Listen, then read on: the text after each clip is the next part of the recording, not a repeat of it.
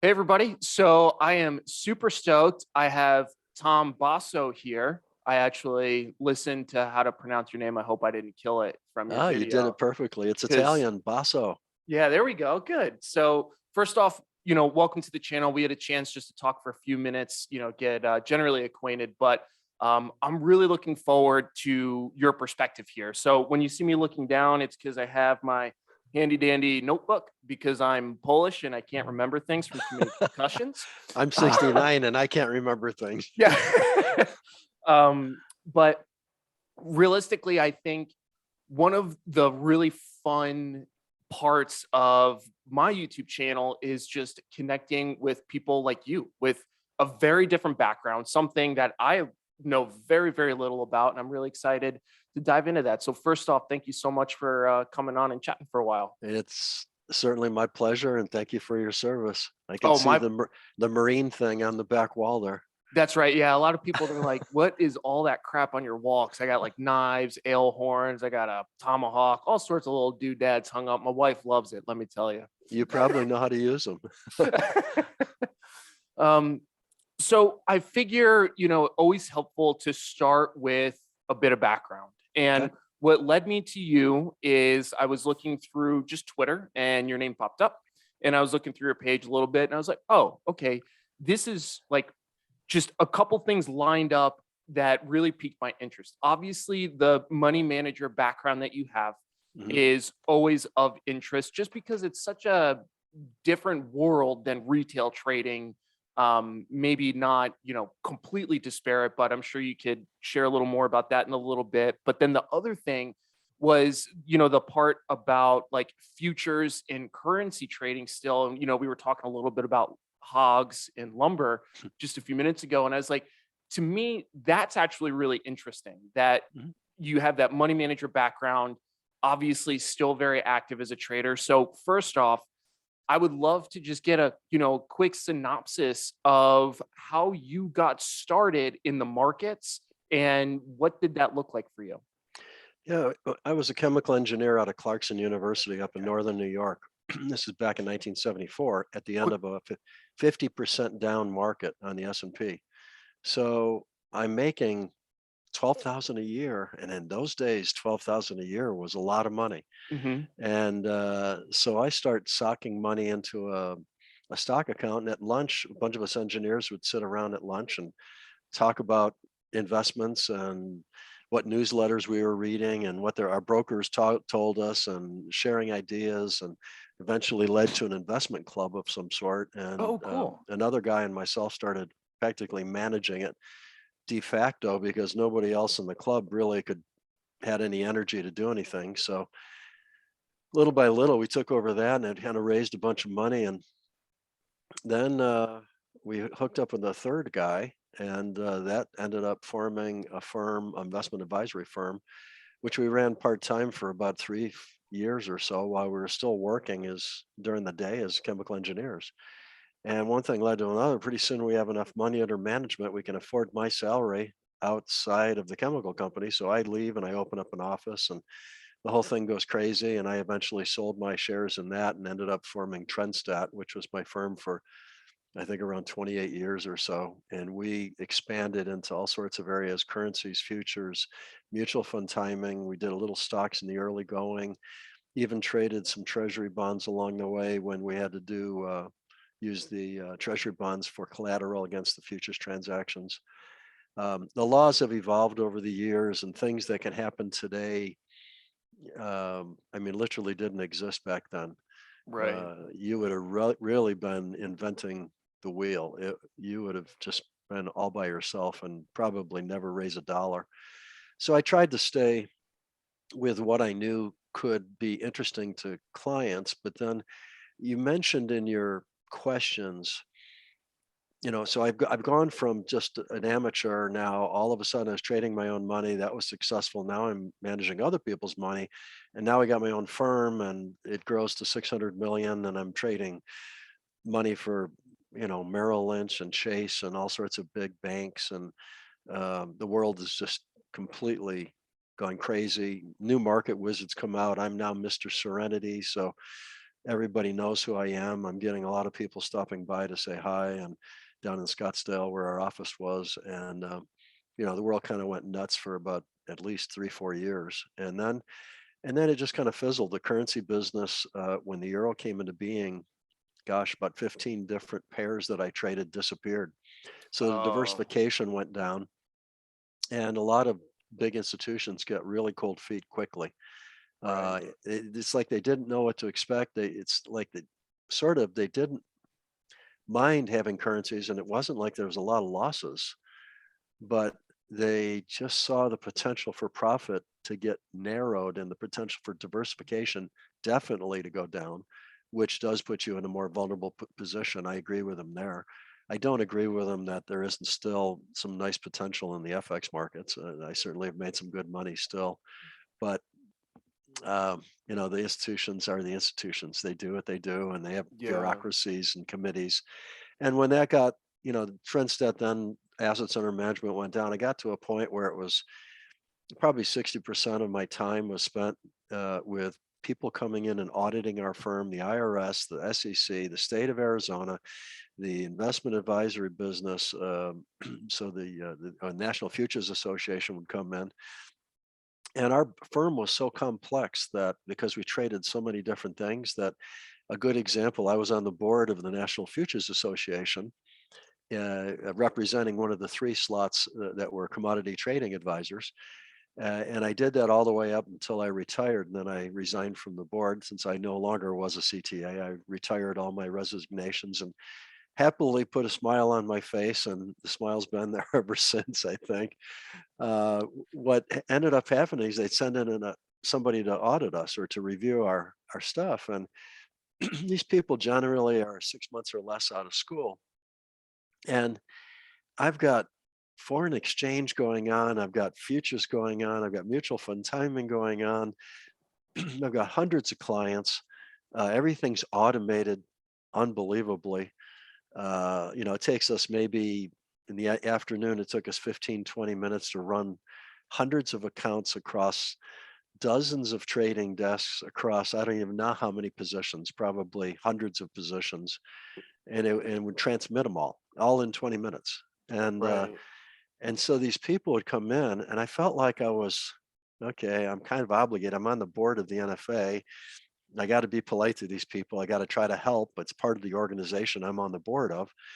So I felt like I'd spend days and days teaching these kids what they really should be asking me, and then giving Teaching them them how to the audit you. answer. Yes, exactly.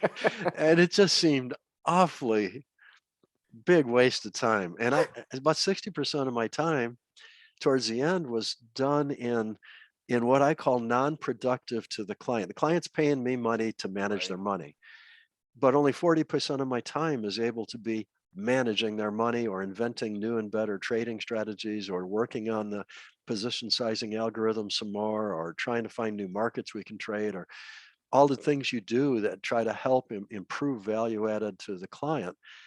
I couldn't do it. I was tied up in reading legal documents and running over accounting programs, and it just seemed like, and that's not what I really thought was fun in life. Right. I got in the money management business because I really liked managing money. So I decided finally I don't really need the money. Why am I doing this? Right. So we found our employees a number of opportunities out there, and they scattered to the four winds. Some of them actually went into retirement with me. Others found other positions. Some of them fairly unbelievably substantial compared to where they were at my place. So good for them. And life goes on, and I've enjoyed retirement now for some 18 years. So Right. I've only worked 28, so 10 more years, and retirement becomes my number one job in my life. And Pretty good job. yeah, so that's kind of the evolution, all the Okay. way from starting out as a chemical engineer to retirement, sort of. But uh, hopefully that answered your couple questions there. It does, but as with any good answer to a question, I have more. Ah, So the first one you were talking about, this is really just geographic question for my own mhm. understanding. So you said that you were in upstate New York. Was Uh-huh. that just for college, or were Yeah, you when you were a chemical engineer? Did you move to Arizona St. then? Louis. No, St. Louis. Oh, okay, got it. Very And early stages of Monsanto, the famous company that invented all the herbicides and everything. okay, got it. I And I then was I was making industrial chemicals. It had nothing to do with all that ag stuff, but that was a different division. But yeah, I was a chemical engineer designing actual, orthonitrile was my first project. know all about that. Acetaminophen. I did Know some that vanilla one. flavoring. I did a project for that. We did some a plant for Brazil, Sao Paulo, Brazil. It was fun for a while, and then after about 5 years, I realized, it's kind of the same thing over and over again. If Got you've it. designed one pump, you've kind of designed them all. They don't get out. They don't end up being all that much different. So I had very high ratings. That I was promoted as fast as I could be. I eventually moved to the business side of the company. I ended up getting an MBA. Thought that would be my career path, more on the business side of the chemical industry. And then along came this money management thing, and okay, I'm making this over here, and I could make that over there. It's the same number, Right. and this is really intriguing. I could have my own business, and that would be fun. So I Got it. left and off went into the money management business and never looked back. So what can you just walk me through where are you from originally? Syracuse, New York, on the Oh, west okay. side, a little village called Salve. It's like 10,000 Italians. Everybody's got an I, O, Yep. E, or A at the end of their name. Okay, got it. Because And I went to RIT, so yeah, sure. yeah, so I'm generally familiar with upstate New York area. That's why I was curious about I that. would have Okay. considered them, but they didn't have chemical engineering at the time. Yeah, well, now they got all pretty Yep, much any engineering you could think of. they do. Yeah, I had a good friend that did like packaging science, Yep, which that's actually a pretty fascinating gig. But anyways, so then you went to this job in yep. St. Louis, St. and Louis. then I stayed what? there for about, I was probably an engineer or in the business side for maybe 8 years, nine Okay, years. and And then then by what? then I was full-time money management. Okay, so the money management started in St. Louis, and Mhm. then what moved you to Arizona? Did Well, that was a strange thing. Financial planners seemed to like working with me because I was so, I don't know, I hopefully pleasant to be around with the clients. I knew my stuff. I was highly technically capable. And a lot of right, the financial planners lean towards the salesman side. They have to represent a lot right, of different types of strategies and products to their clients, so that they have to be outgoing personalities and go out and find the clients and have lunch with them and do all the things that more of the sales type of the industry does. And when anybody had a challenge, like they had a big pension plan and they're wondering what are they supposed to do with it, or they're going into retirement now, they've got this huge rollover. What do I do with it?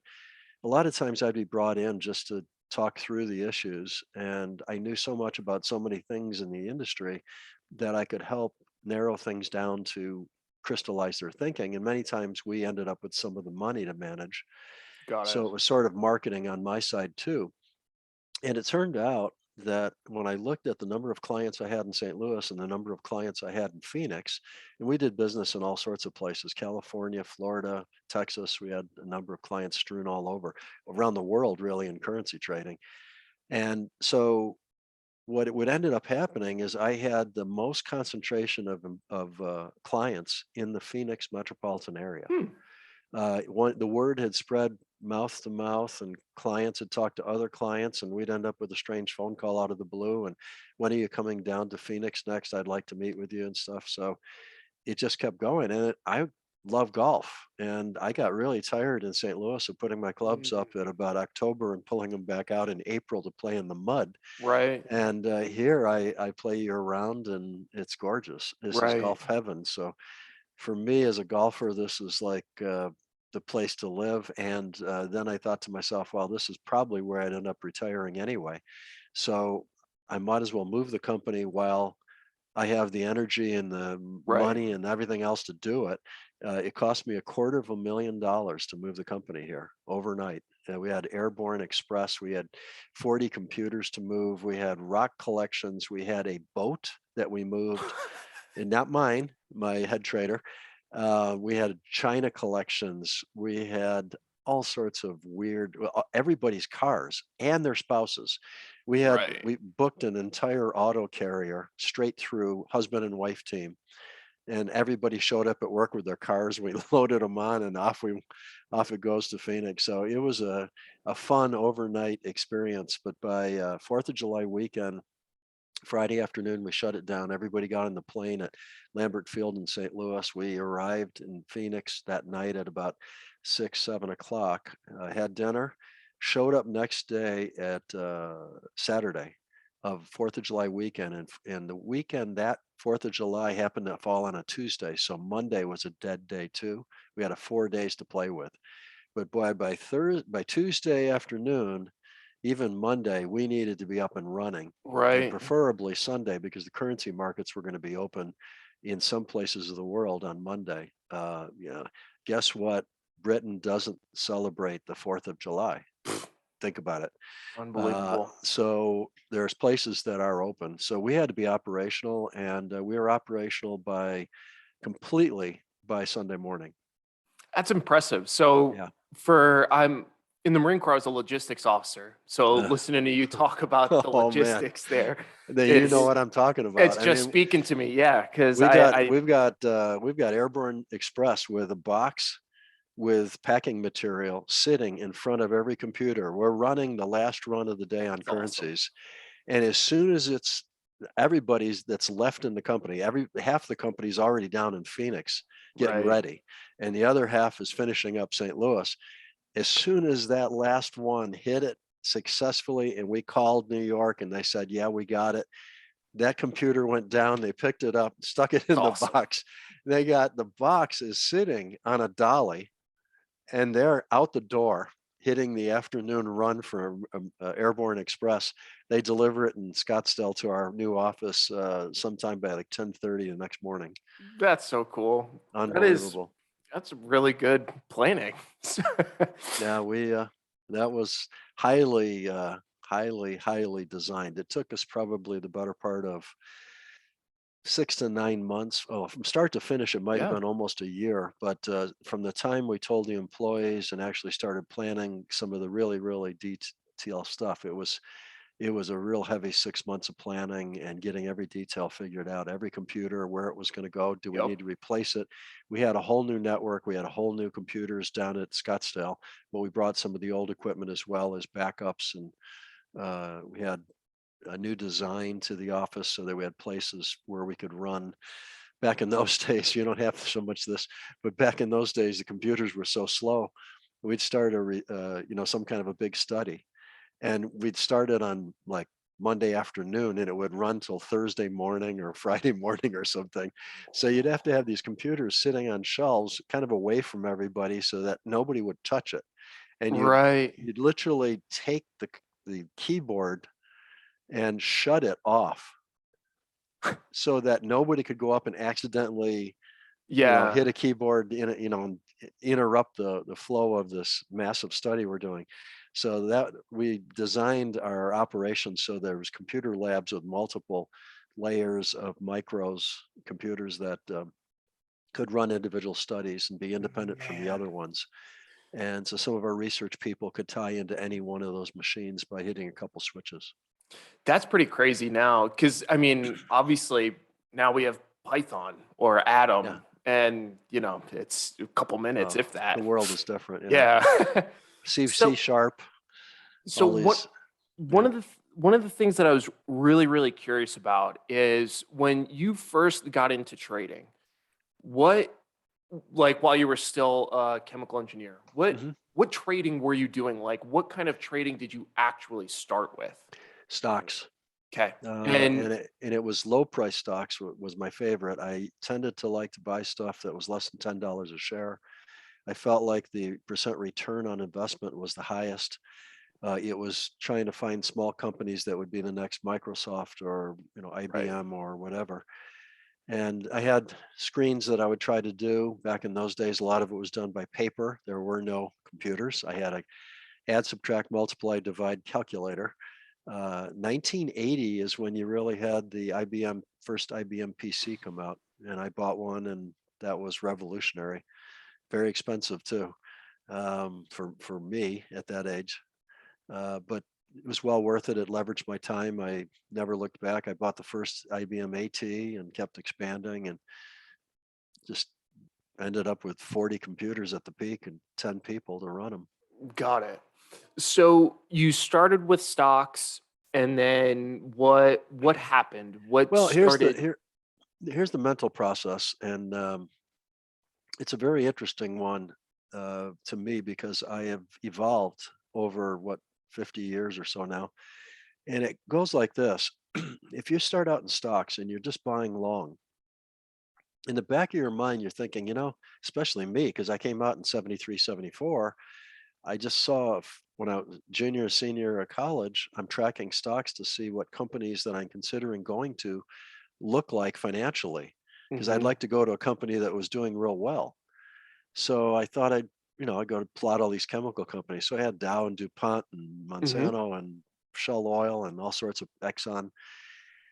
And you start realizing when you think about it that, hey, if the stock market were to go down 50 cents on a dollar again, 50% or worse, or, say it's a depression, 1929, whatever, I'm going to really lose a lot of money on my right, value of my account. Wouldn't it be nice to have something that could make money during that period to at least diversify myself and offset some of it? And that got me thinking about futures because commodities, because back in those days you could trade, say, a corn contract. It didn't cost you that much. And I thought to myself, well, corn probably doesn't really care what the stock market's doing today. right, And stock market doesn't really care what corn's doing today. So there's two things that could do their own thing. And then I started thinking about, well, how about cattle? How about gold? How about bonds? And little by little, I kept adding, and it was this sort of a approach that in my mind is trying to get to sort of an all-weather type of strategy where, throw some hail at me, a tornado, a hurricane, sunny right, day, I don't really care. right, Every day here at my office is the same as the day before, no matter what happens in the world.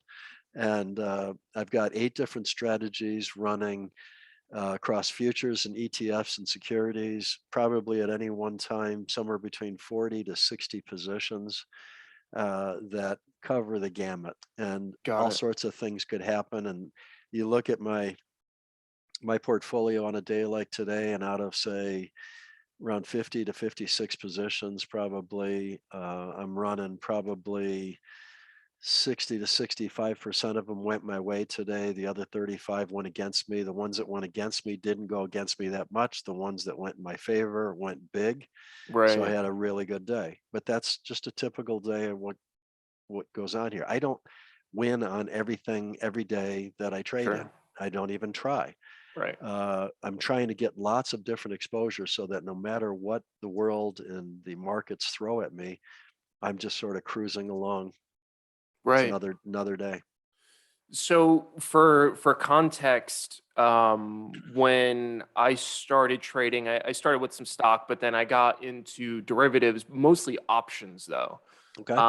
And I've been trading futures for a while now, but I find it really interesting that you even stumbled into them because what year was it when you started like working with futures? Probably 1976. Which I'm not familiar. Do you know when futures were like launched like on actual exchanges? I know they've been around Uh, forever. I don't, but Yeah, there's different. Um, I mean, now there's, I don't know, 75 to 100 futures you right, could readily get to around the world electronically, especially.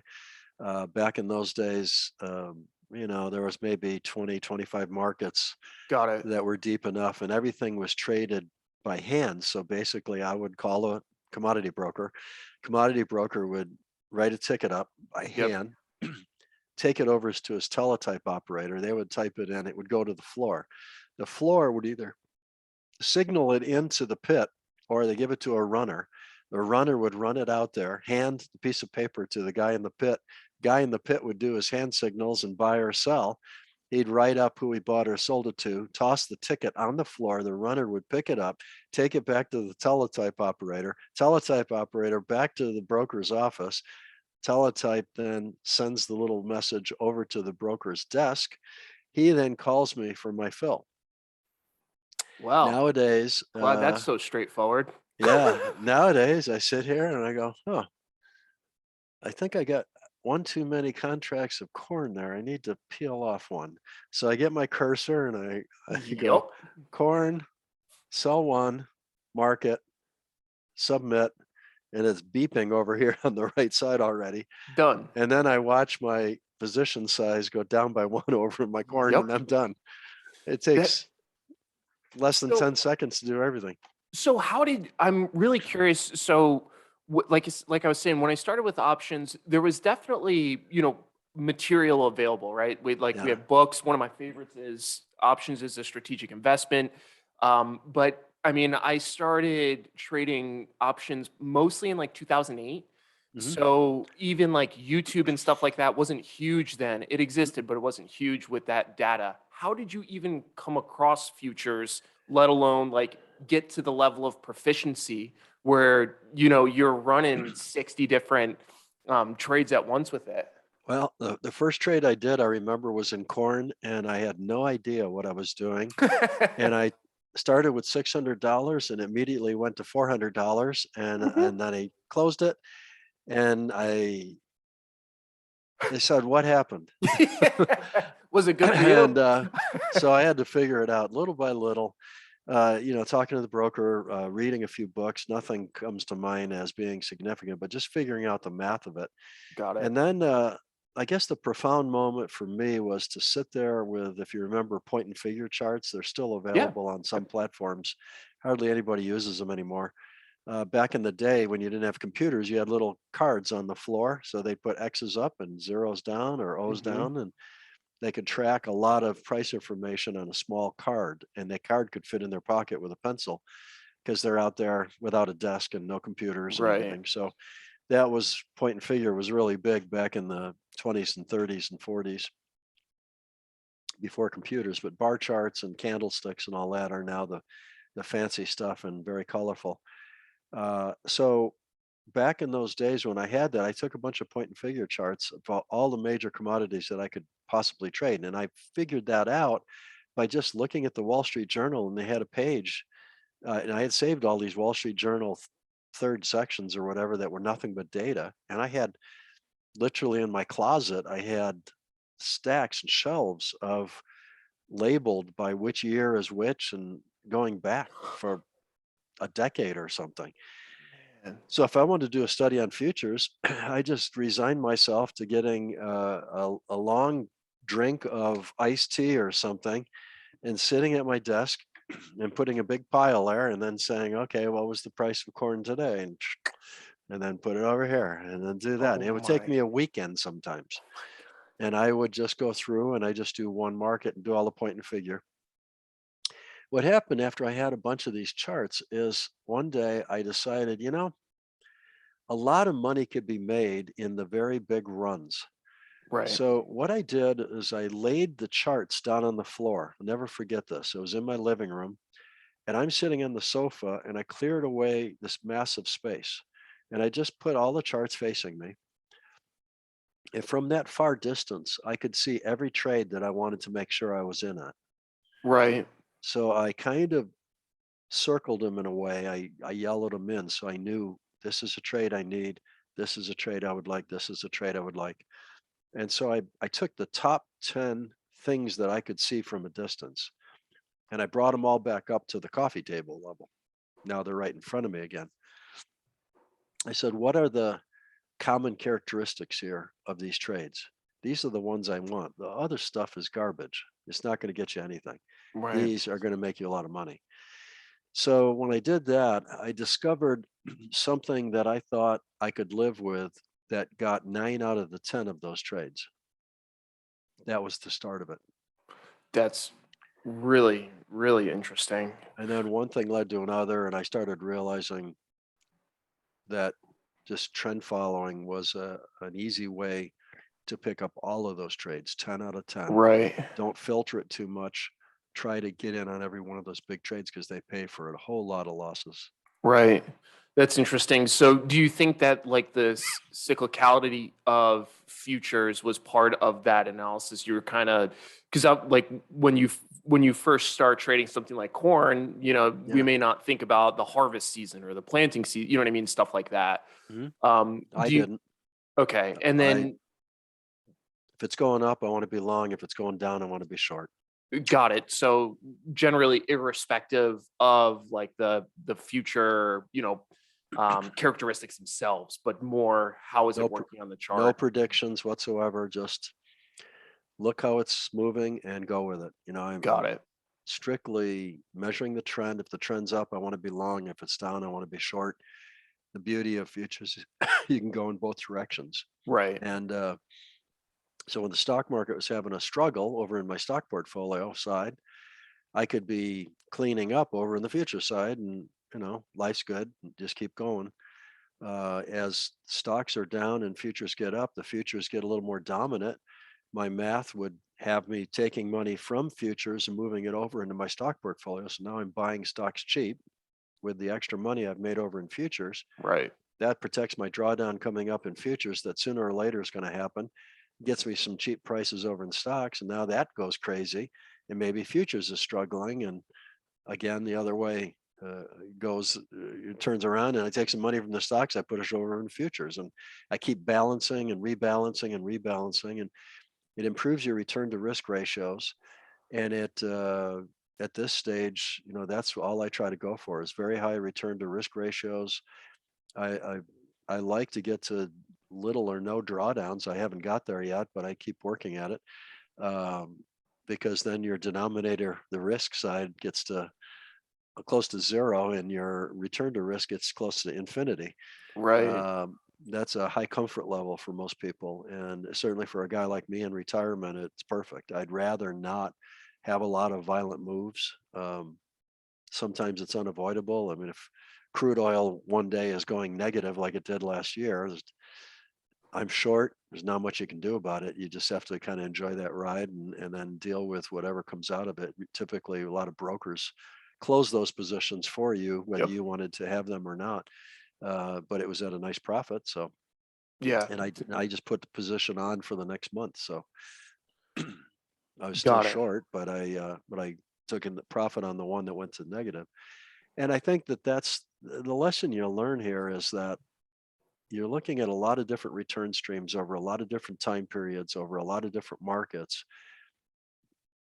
And your strategy dictates the sort of the personality of that return stream. So if you plot any strategy against any set of markets and with a certain logical position sizing algorithm, you're going to get some kind of equity curve going up the page. And what you find is one of my friends, Lawrence Bensdorp, I don't know if you've ever heard of him, Automating Your Stock Portfolio, great book on multiple systems trading. He lives down in Brazil in a beautiful place. Um, he talks about when a track record's going up the page and then has this little dips called drawdown, and then they go back up and resume and make new highs. That's kind of like a hole. It's like a pothole. Right. And your job when you're trying to deal with multiple systems and trying to think about diversifying yourself to try to improve your return to risk is to fill that hole. So ask yourself, Mm. why did that loss occur? And what could you do to fill the hole? Is there an option strategy? Is there a hedging strategy that could have diminished the hole? Maybe you don't fill it all the way. Maybe you just make the hole a lot less deep, but you keep trying to straighten that line out. So it's just a smooth upward sloping line up the hill. Right. Right. If you have that, if you had a line that looked like a CD or something, and yet you were making good returns in the markets, that would be pretty nice. So it's a good Sounds goal. I haven't gotten there yet, but keep trying. yeah, I think it's a good goal to shoot for at least though. Yeah. Um, so that leads me to kind of one last historic question for you. Again, Hmm. this one is kind of a selfish question. I'm just curious about it. No worries. But you mentioned mutual fund timing as part of the. I'm just curious, what did that look like? Because I've heard different variants of that before, but I'm curious. Yeah. Well, of course, today you have exchange traded funds, so mutual fund timing is just is for the dinosaurs like me back in the old days. What you had to do, you've only had when I came out of school, I think there was 500 mutual funds or something like that in the world. Nowadays, there's I don't know how many ETFs. I mean, thousands and thousands, Yeah. and they trade tick by tick. I mean, there's a bid ask spread all day long. So mutual fund timing looked like this. Again, this is getting back into the ancient years. But computers might have just barely started coming into play. But basically, at about 3 o'clock in the afternoon, St. Louis time, we would have to figure out whether we're going on a signal long or selling whatever we were doing, or just doing nothing and staying with what we had. But let's say we had to buy, we would have to get that signal at about right at 3, have it already pre-calculated, have everything faxable, ready to go. We would fax it into a trading desk. By 3:15, when the futures markets kind of closed and the aftermarket trading finished up, they had to know whether they were buying or selling and how much, and then try to adjust their positions so that they could keep the mutual fund properly positioned for all these assets. Particularly important if you're selling, they need to Right. raise cash to pay you off. They need to sell something in those last 15 minutes. So there was a lot of that, and a lot of it was manual. And the bigger you got, the more the mutual funds hated you. And then the Rydexes of the world came in the early years, where they invented mutual funds that were geared towards timing. They welcomed timers, and they Right. got tons and tons of business from the timing industry. And then, of course, ETFs started coming in, and the whole world changed. And now everybody would time ETFs, and that's what I trade now. I don't even do mutual funds anymore. Got it. I use ETFs. I trade 20 sector funds, and then I have a momentum ETF program that or strategy where I look for ETFs that are with a high relative strength over the last 30 days, and then I try to concentrate my purchases on those with fairly tight stops, and then let them run if they want to run, and if they want to turn, take me out, that's okay. But these are going to be very volatile, kind of make a lot of money in an up move type instruments. It's only a small portion of my money, so Right. it's just another return stream that's different from the other return streams. That's super interesting. I kind of geek out about some of, I don't know, just how things were. Because it's me, I think it's helpful for context because, the market hasn't been around that long. And a lot of people, I think, get used to the idea that what they're doing right now will be working in 15 years. It may or may not. So I like to learn from folks like you that have seen evolution and how you've adapted. So, Yeah, like there was no Bitcoin when I was in the business. There was right. no um, Bitcoin futures. I'm trading Bitcoin futures. There was none of those just a few years ago. Ethereum just came in December, Yep. brand new, and I'm trading that now. So yeah, things evolve, which you got to be on the lookout for, in my mind, is what viable liquid markets are there out there and that actually have movement, that are not price fixed by governments, by something artificial. Because the more price movement happens, the more profit a trader can make. It stands to reason if you buy something and you only sell it here, you didn't make anything. But Right. if you can buy it here and sell it there, then you're going to make the difference between these two, right? And so you want things that move. You like volatility, but you want to be able to attack the risk involved. I think so many people out there, including my dad, who liked to buy CDs at the savings and loan, was always trying to be fearful of risk, protective of risk. He's trying to provide for his family. He was a postal carrier in the Syracuse area. And so he didn't have a huge sum of money, and he didn't have certainly my level of knowledge of investments, but he thought he was trying to avoid risk by going to a savings and loan CD. Right. But then what happened?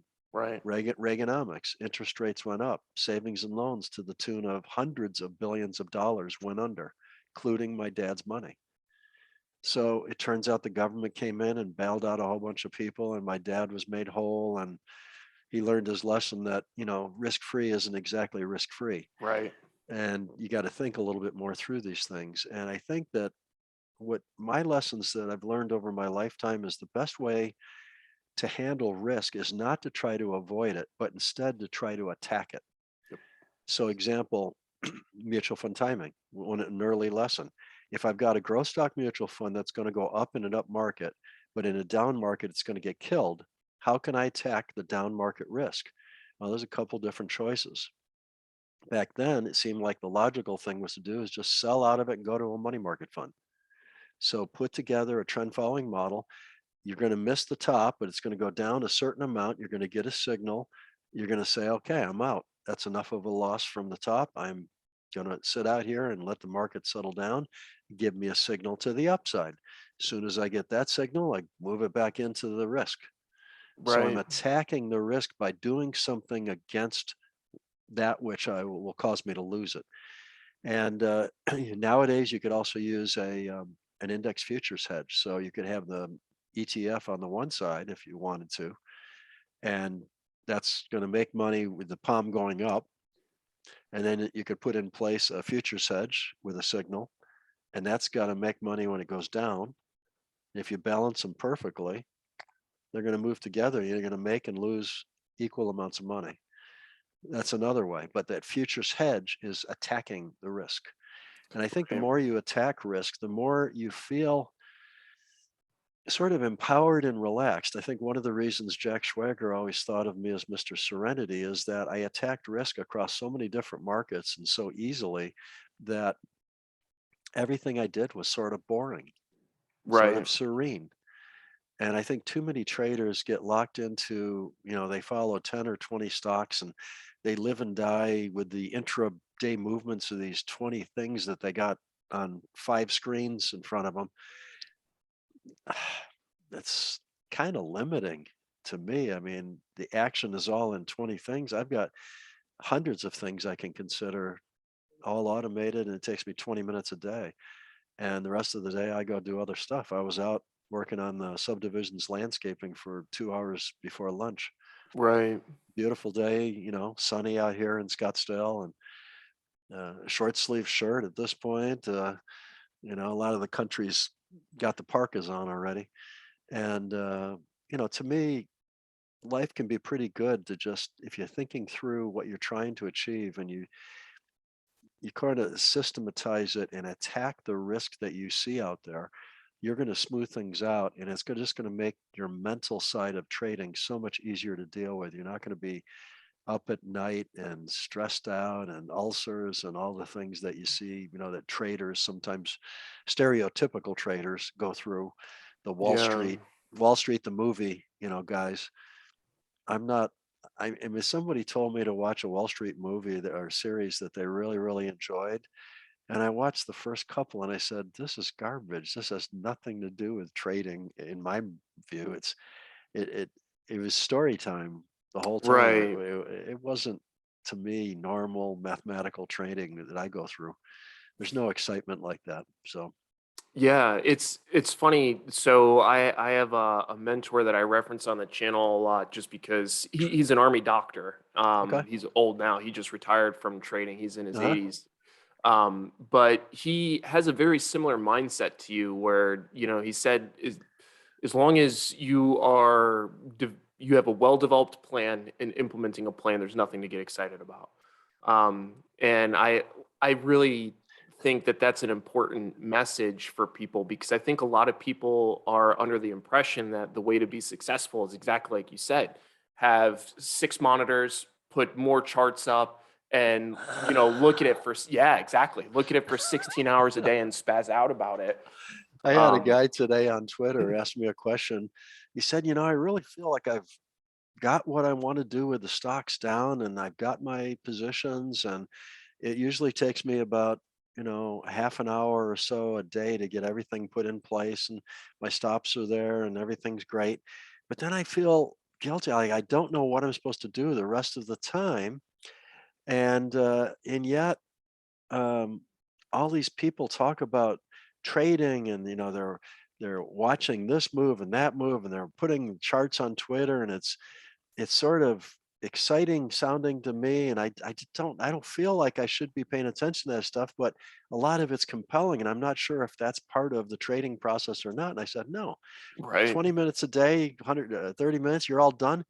Go out and play golf, go hit balls, go Yep. work out, go Yep. make lunch, go Right. make dinner, go, I don't know, read a book, go watch a movie, go prune your yard, Yeah. cut Yeah. cut your It's grass. Yep. There's My a million of other things you could do. the very first thing my mentor first told me about trading is, this isn't where you go for excitement. This isn't where you go for entertainment. He's, if you can keep it not exciting and just business and it's productive, it's good. And go do Right. something else. Exactly that. Yeah. I would agree. So I'm really curious for like a more practical slash current conversation. When I think about, most traders, especially in my audience, a lot of them are derivatives traders. A lot of them trade options, Okay. and things like that. But I'm really curious to understand a little bit more about the way that you like to approach, hedging and filling in those potholes and things like that.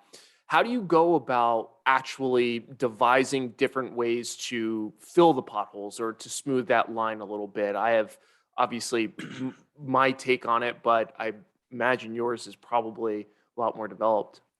Yeah, and it's getting more and more complicated as I get older, and I have a little bit more, well, and I have more capabilities. I'm consulting with a trading platform that is hopefully going to be out in 2022.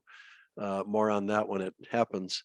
But the as I get more automation in what I'm doing, either using spreadsheets or some programming, what you end up with is ability to expand your time horizons. So let's say, I'll just throw out some numbers. They don't mean anything. Let's say I'm running a strategy of 25 different futures markets, and I'm doing it on pick a number, 21-day triple indicator buy sell engine. It's just to coin an example. That's not what I do, but I'm just coining it to make it Sure. simple. I could then take the platform and say, well, how about a 10-day or a 9-day or something like that? So now I've got a shorter term one. How about a 50-day? What does that look like?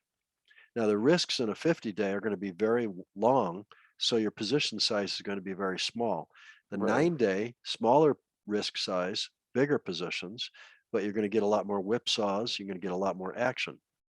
So, but you're going to get different return streams from each of those three time periods.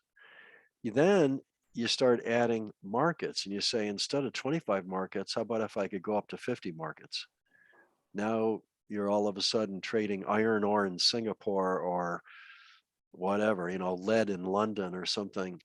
You've got different markets that are going to have different return streams. Some of those are going to be very different from what you have now. So they're going to help fill the hole, because they could be making money when the ones that you are currently trading, are losing money. Then there's the whole gamut of sort of geography. There's stock indices around the world you can deal with. There's sovereign debt around the world you can deal with. You can trade currencies around the world 24 hours just about. So there's precious metals tended to go most of the time around the world. There's lots of energy markets. There's lots and lots of things that you can do that get you some exposures there. So then you have different strategies. So now you're getting into, let's say, a good example.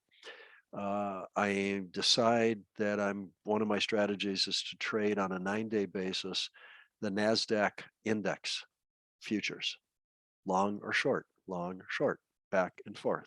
That's all I do. It's been highly profitable. There's enough movement in it that it seems to run far enough to where I can move my stops up to the point where I break even or better. And then if it hits it, I reverse and go the other way. All right. So now that is one return stream, but it's going to be driven by the stock market's movement in one direction or the other. But what about those years or months where the stock market doesn't do anything? Well, then I sit there and say, well, there's these things called index options over here. How Hmm. about if I figure that we're going into sideways actions and I get an overbought condition and sell a call spread, or I get an overbought a sold position, the market's oversold, and I sell a put spread. So I got a limited loss locked in. I can't have a runaway infinite loss or anything because I've got myself covered. I've got a limited return, but it's going to tend to make the return as the market goes sideways and the time premium disappears and the prices don't go anywhere. So that's going to coin a lot of money during sideways action when my trend following is going to be sitting there doing nothing. Right. So that's an example of, aren't they both in the stock market? Sure. But the way you structure your strategies is so different that one can be making money while the other one's losing on the Right. same thing, amazingly. Right. So that's kind of the way I look at it. I try to look at strategies when I look at that hole and I see that the hole was caused by a lot of sideways action that caught my trend following models in whipsaws. Then I say to myself, how about if I came up with a strategy that actually tried to trade in sideways markets and try to exploit that? And then you end up with a whole different mindset and development of the math and the logic that you would use to try to extract a profit out of that. But when Got you it. start adding these pieces together, and I've got 8 of them now, I've got so many different pieces, and I'm on my way to more. I probably will have, who knows, 12 to 20 over the next few years. If the platform gets up and running and I have the capability of leveraging my time even more, I'll probably invent a few more. So when you're going through this automation process, what software are you using to actually automate right now? Well, that's one of the issues. The platform is not finished. It's not ready for prime time yet. I get access to it as a alpha tester, you could call it. I'm sort of the alpha consultant trying to help them build it. Um, and it's getting close. I think within the week I'm going to probably be running simulations on it. So it's not forever off there, but I'm hoping it's pretty quick that we get it out there to the public. But it could be a lot of fun for a lot of traders, I think. But it's an easy to use platform that allows me to then get the data, add some track markets, play with the actual strategies and the math that I want to use to buy and sell, play Hmm. with the position sizing, and run simulations of historical data, Right. see how it acts. Now, what I can do then is I can design something that is going to try to go after that hole that I saw back there in 2008 or whatever. If I then run a new strategy, I've got to try to design it so that it makes money in 2008 and doesn't cost me too much the rest of the time when everything else was making money. Because what I'm going to do is probably pull some of the success of the good strategies the rest of the time down a little bit, Right. but I'm going to then improve the 2008 hole, smooth the line, Right. Right. so that's what I'm going for all the time. And so that's the mentality I take on. I'll just try to think through, okay, the prices aren't really going anyplace, but they are, noise. It's a noise band. So in that type of environment, I'd kind of like to sell the highs and buy the lows and buy the lows and sell the highs. And I know I'm going to be limited on my amount of profits I can make on each run. So it's got to be a shorter term probably. And I'm starting to, check the items off and say, okay, this is starting to sound like maybe this type of math would work. And I'll do some testing and play with it a little bit, see if I can come up with something that with the right markets and the right combination of math that easy to run and simple and understandable and strikes at the heart of that hole that I'm trying to fill. Then I'm good to go and turn it on. Now we have number 9. Got it. Then go look for number 10.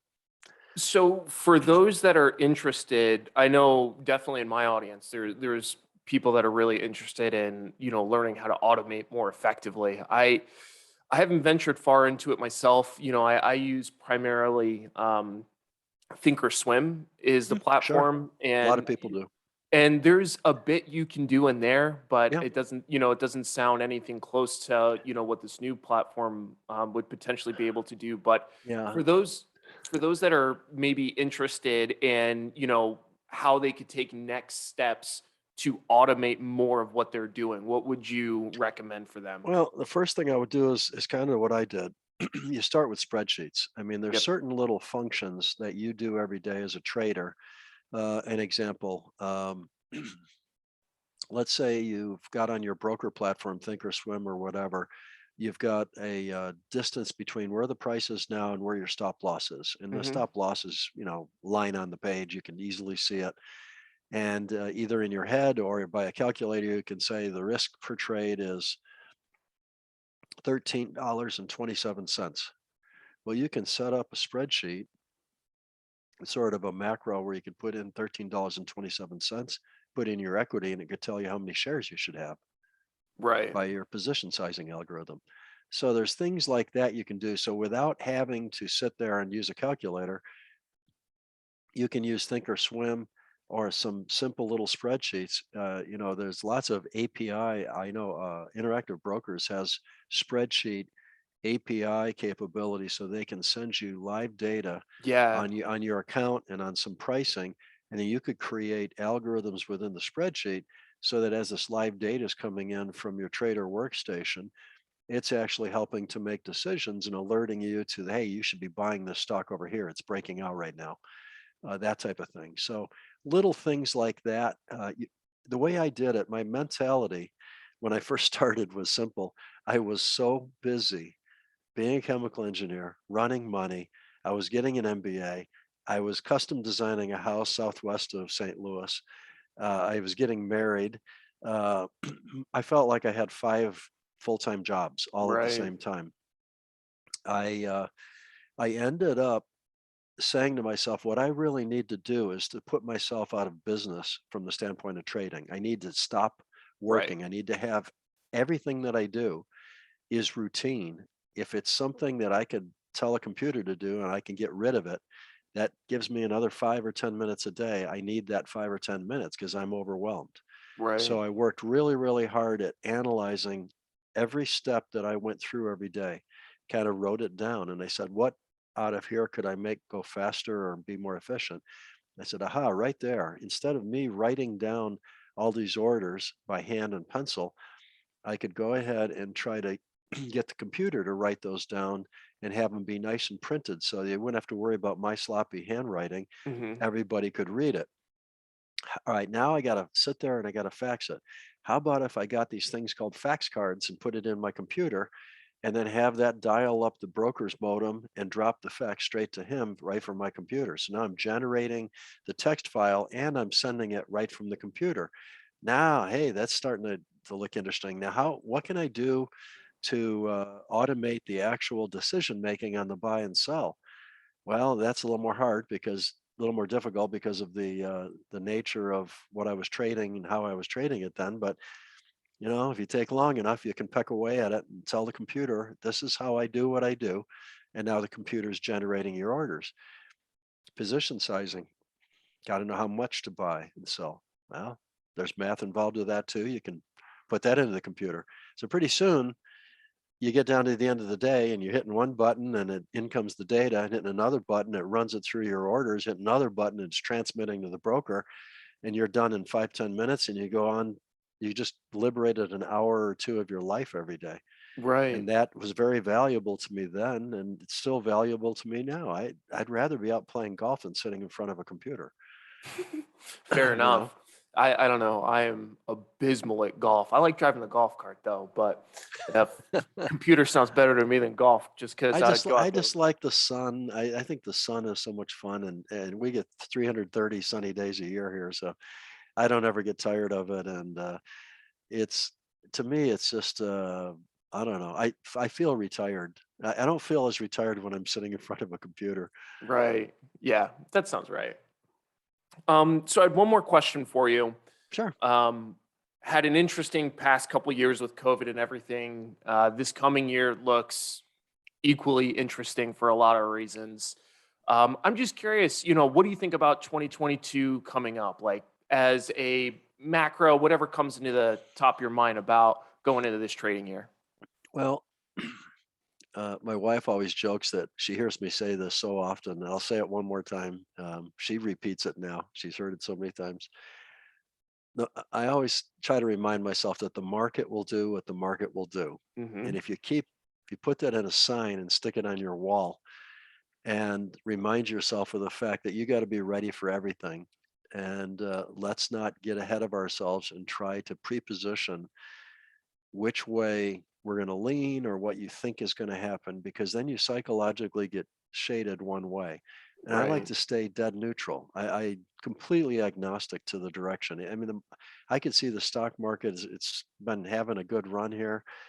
I mean, today I think the Nasdaq's hit the skids a little bit, but then they were coming back. I don't know whether it's going to carry or not, but it's been doing pretty well through December, and it could easily continue on. There's no reason for it to necessarily go down. On the other side of it, there's lots of reasons why it could go down. So I got to be ready for both. I'm ready for both. If the thing wants to fall apart and go down 60% on the S&P, fully prepared, ready to go. Hedges will be in place. Timing will get me out of a lot of ETFs. Momentum will go to zero, and I'll be in cash. Hopefully, my futures pick up some stuff over on the bond side, maybe gold, maybe currencies. Things like lumber, oil could collapse in a recession type of an environment. Gas could crush down. Copper could fall. Um, we could have inflation in the meats and grains. There's lots of opportunities out there. Cotton, uh, coffee, cocoa. There's just lots of different return streams, and so whatever happens, I'm I got everything I need in place to do what I got to do. And so I guess the one thing I think you could count on probably in 2022 will be volatility. Yeah. So uh, I'm kind of since volatility helps feed my profits, I'm kind of looking forward to that. But because the more volatile the market is, the more profit you can make from it. Of course, the more risk you have to manage, but Right. I do a decent job, I think, of managing risk, and position sizing is a forte of mine. I wrote a book on the subject. Um, so I think that that's my attitude towards trying to predict 2022. I almost am agnostic as to what's going to go on as a trader. Now, as a citizen, I got a totally different opinion. Sure. I really hate what the last year I thought we've shot ourselves in the foot as a country so many different ways. I cannot believe it. And it's happened so fast. It's just stunning. And how anybody thinks what we're doing is logical long term is just beyond me. Uh, but hey, I'm one guy, one vote, and we'll see where it goes from here. But boy, I think some things really got to change, or we're going downhill so fast. There might not be any markets to trade down the road. That'll be a bad day. Um, Yeah. but yeah, right now I'm just watching them move around, and I'm sort of amazed they're up as much as they are. But hey, I'm long like 75% of my sectors, and I've got one momentum ETF on, and had a good day in futures today. So it was, it's a good day, and I just try to have positive days every day if I can. Right. And it sounds like, just the general disposition is seeing what the market, offers and then taking advantage where you can. Yeah, I think traders have to. I think there's an old adage: you can't control the wind, but you can adjust the sails. Yeah. And I think that that's a real good analogy to the stock, to the markets, in the Yeah. trading of markets, in that I can't control whether lumber prices go up or down. I'm Right. just a small fry retired guy, uh, and but I can say, all right, let's see. Right now, the direction's up. I'm long. So as it continues up, I had a real good day in lumber today. Now, a week from now, or less even, it could turn around and start going the other way, gives me my signal to go short. I'm out of the long, take the profit, go short, and then starts plummeting. All right. So I've adjusted my sails. The wind has definitely changed direction. and I just adjust the sails and I, you know, continue to propel the boat. Don't worry about which way. Your job is to let the market do what it wants to do, because that's what it'll do for forever. And your job as a trader is to position yourself so that you attack the risk and exploit the profit. Right. Yeah. And you can only exploit what's there. If there's no movement and the markets go dead sideways for the whole year, um, you'll be lucky to even break even, because there's costs of trading, there's whipsaws, there's all sorts of things. So you really need movement. I actually did a study that's at enjoytheride.world on movement in markets equals profits for the commodity industry. If there's no movements and the volatility is very low that month in the industry, then you'll see the CTA performance indexes will be lousy, negative, whatever. Yeah. Hard to And when speculate. there's big volatility, you'll see the CTAs do very well. Right.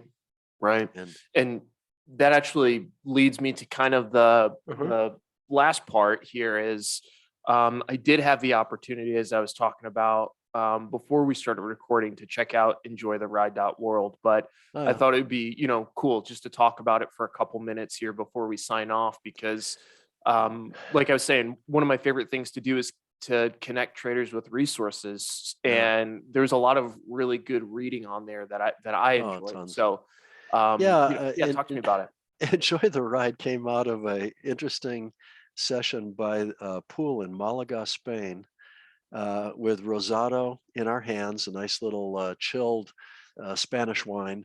My wife and I were just, I don't know, talking about all sorts of things. And I said, I wish there was one problem in my life I wish I could solve. I enjoy helping new traders coming into the business. And I feel like it's my way of giving back to what's been a very great career for me.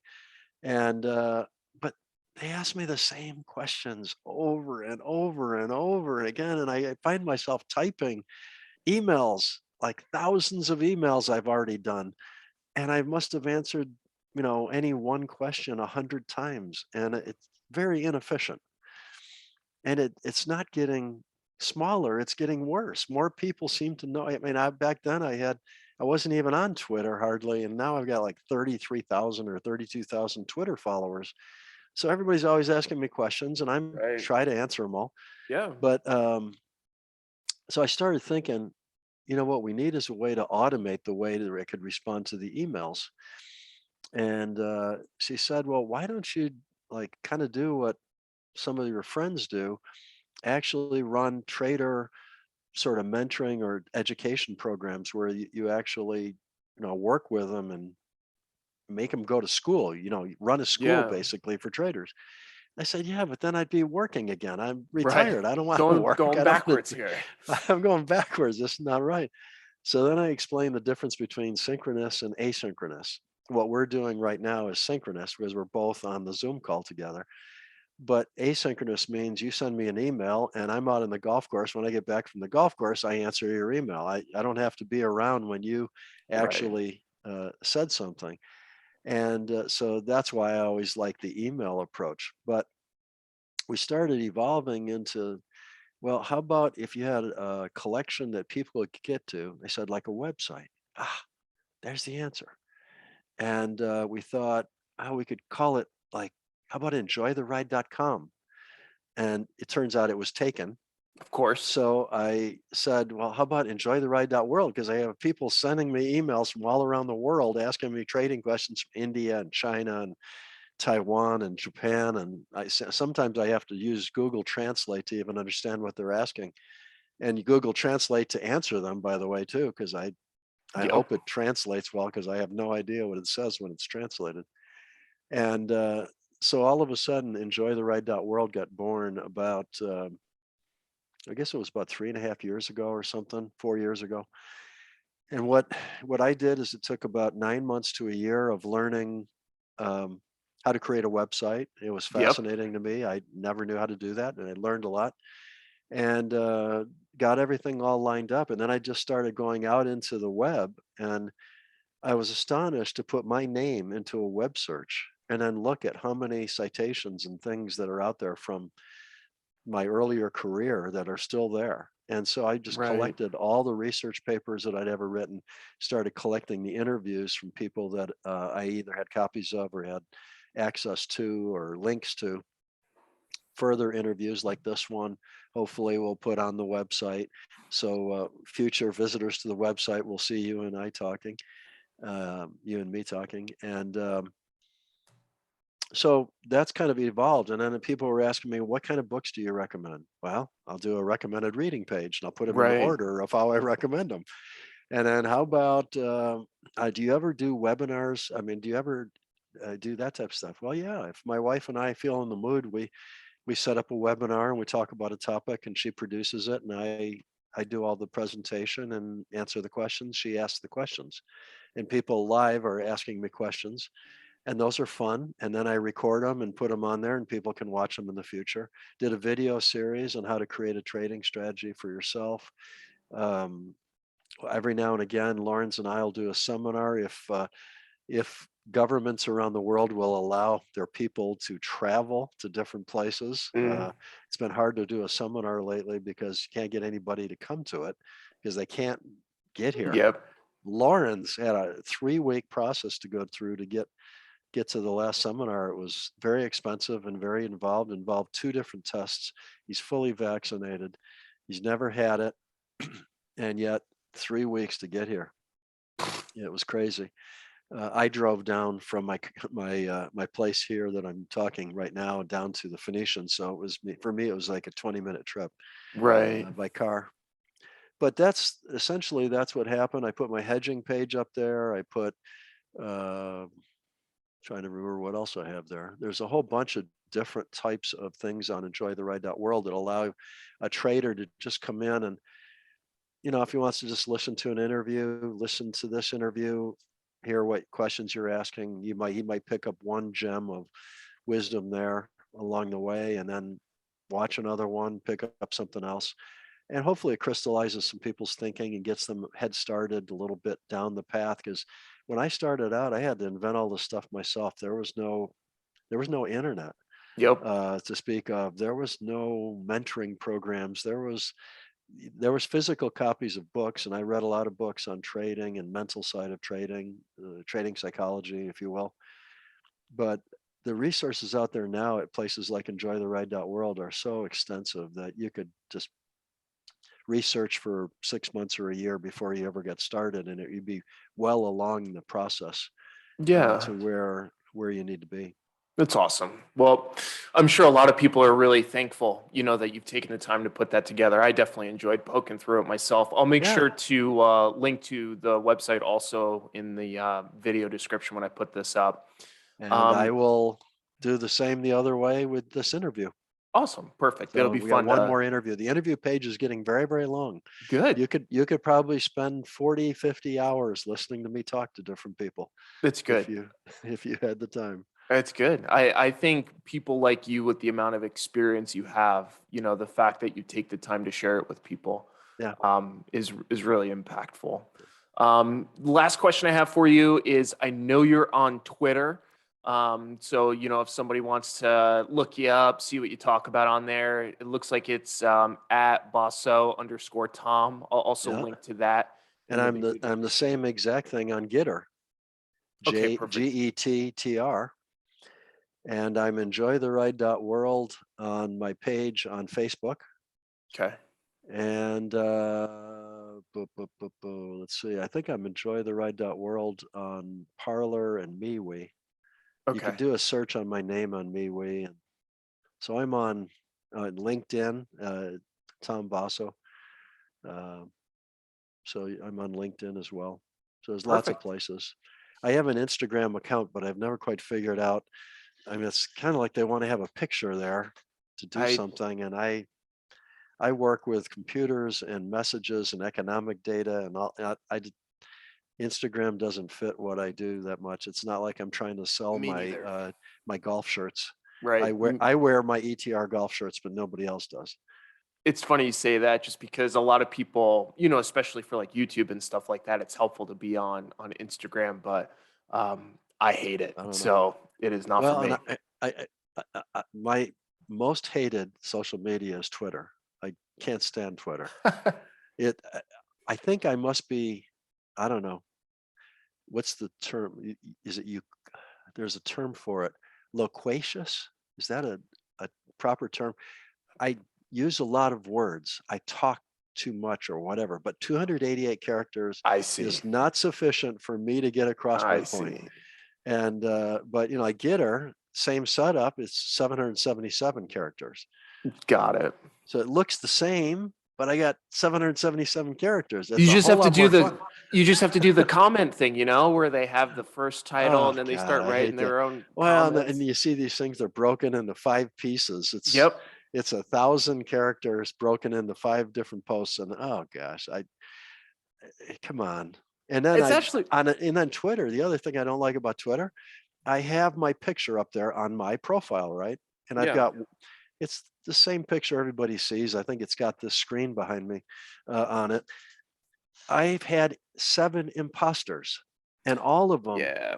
use that same picture. Now tell me Twitter can't lock down that photo somehow or make it, you know, m- I run into all sorts of other images that you can't even do a control screen on. You can't capture the Right. screen because it'll block it. It just depends on security. You can't tell me Twitter can't come up with a way to get rid of imposters. You just got to And get them to verify your account, get that blue check mark, and then everybody knows tried twice. They turned me down both times. Apparently, I'm not enough of a public figure or personality you're an or imposter of sports yourself. figure or whatever else I'm supposed to. I'm not an actor. So no blue check for me. Mm, that sucks. Yeah. Because then you have So imposters to I mean, deal I with. look over there at Getter and I like what I do like MeWe. MeWe is my Facebook kind of alternative. Got it. MeWe flows a lot like Facebook does. There's more pictures, there's more it's a little bit lengthier articles and links to research papers and things. So that I'd say MeWe and Getter probably are getting to be my 2 favorites to be on. Twitter and I mean Facebook I do for the family, and I think vacation we all do that. photographs and stuff. Yep. Yeah, but other than that, it's not exactly efficient. Yeah, I totally agree. But Well, I'm on Tom, all of them. definitely thanks for obviously sharing where people can get a hold of you. And more importantly, thanks for taking some time to chat with me. I really enjoyed learning definitely a bit about your background, which is always fascinating to me, but then also just some more current stuff, how people can take a look at their portfolios, different ways to diversify risk and things like that. So thanks a lot for hanging out for a bit. It was totally fun, and if there's a need, let's do it again. It was I would fun. love to do it again. Yeah. Yeah, Thanks, Tom. it's great.